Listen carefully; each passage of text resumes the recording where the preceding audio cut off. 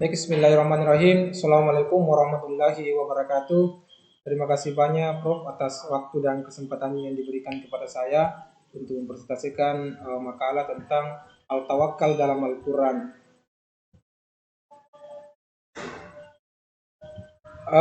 Al-Quran ini dapat dipelajari bukan hanya dari segi susunan redaksi dan pemilihan kosakata, akan tetapi juga kandungan yang tersurat dan tersirat, bahkan sampai kepada kesan bagi orang yang membacanya.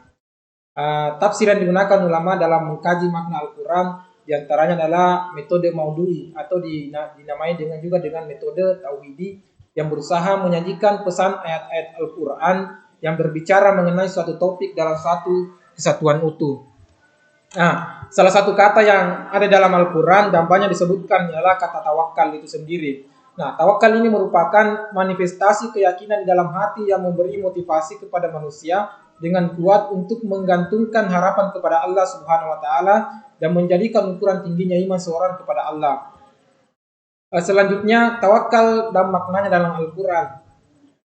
Kata tawakal berasal dari bahasa Arab al-tawakkal yang dibentuk dari kata wakala yang berarti menyerahkan, mempercayakan atau mewakilkan urusan kepada pihak lain. Tawakal berarti menyerahkan segala perkara, ikhtiar dan usaha yang dilakukan kepada Allah serta berserah diri sepenuhnya kepadanya untuk mendapatkan manfaat dan menolak yang mudarat. Pendapat ulama tentang tafsir ayat tawakal.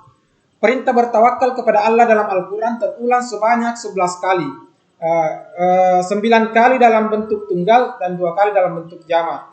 Salah satu contoh yang saya ambil di Al-Quran surah Al-Anfal surah ke-8 ayat 61 yang artinya, dan jika mereka condong kepada perdamaian maka condonglah kepadanya dan bertawakkallah kepada Allah. Sesungguhnya dialah yang maha mendengar lagi maha mengetahui. Di Al-Quran lain disebutkan juga di Al-Quran surah Al-Maidah di surah ke-5 ayat 23 yang mengatakan berkatalah dua orang di antara orang-orang yang takut kepada Allah yang Allah telah memberi nikmat atas keduanya. Serbulah mereka dengan melalui pintu gerbang kota itu, maka bila kamu memasukinya niscaya kamu akan menang dan hanya kepada Allah hendaknya kamu bertawakal dan jika kamu benar-benar orang yang beriman. Berdasarkan kedua ayat di atas dipahami bahwa Allah perintahkan orang beriman agar mengarahkan kepada sikap tawakal hanya kepada dirinya dan bersifat mutlak karena merupakan bagian dari akidah keimanan seorang muslim. Tawakal adalah sebuah bukti keimanan seseorang. Yang kedua, seorang muslim harus memahami tawakal sebagai bagian dari ideologi keimanannya, bukan pada sekedar ucapan yang tidak dirasakan hati atau hanya sekedar kata-kata yang tidak dipahami oleh akal atau dicerna oleh pikiran. Dengan demikian, tawakal bagi seorang muslim adalah suatu usaha sekaligus cita-cita yang dikerjakan dengan penuh ketenangan dan ketenteraman jiwa serta keyakinan kuat bahwa apa yang Allah kehendaki pasti terjadi dan apa yang tidak dikehendaki pasti juga tidak terjadi juga. Allah pasti tidak mensia-siakan imbalan orang yang berbuat baik. Selanjutnya, pendapat ulama juga tentang tafsir ayat tawakal. Mengenai sebab usaha, seorang muslim berpandangan yang menganggap bahwa sebab usaha adalah satu-satunya penentu keberhasilan, berarti mereka kafir dan syirik. Dan yang meninggalkan sebab tidak berbuat padahal yang mampu berarti fasik dan berdosa kepada Allah Subhanahu wa taala. Yang kedua pandangan tersebut diharamkan dan harus ditinggalkan. Demikian penjelasan Abu Bakar Al-Jaziri mengenai pemahaman dan penerapan tawakal bagi seorang muslim dalam kehidupannya. Tawakal merupakan pekerjaan hati manusia dan puncak tertinggi keimanan.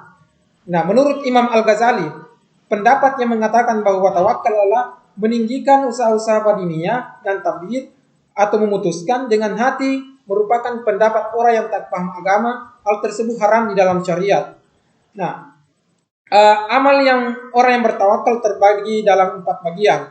Yang pertama adalah bagaimana berusaha memperoleh sesuatu yang dapat memberi manfaat kepadanya. Kemudian yang kedua, berusaha memelihara sesuatu yang dimiliki dari halal yang bermanfaat. Dan yang ketiga, berusaha menolak dan menghindarkan diri sesuatu yang menimbulkan mudarat atau sesuatu hal yang tidak ada manfaatnya. Kemudian yang terakhir, berusaha menghilangkan mudarat yang menimpa dirinya. Kemudian penutup tawakal sendiri eh, penerapan tawakal dalam kehidupan sehari-hari.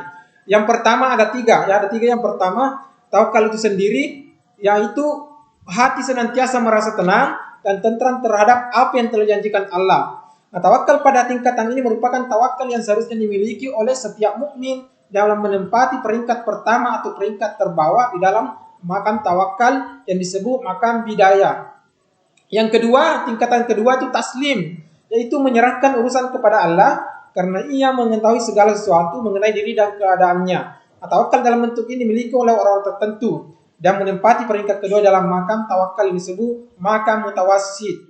Yang ketiga, yang tingkat yang tertinggi adalah tafwid, yaitu rida atau rela menerima segala ketentuan Allah atau bagaimanapun bentuk dan keadaannya. Tawakal semacam ini dimiliki oleh al-khawas seperti Rasulullah Shallallahu Alaihi Wasallam.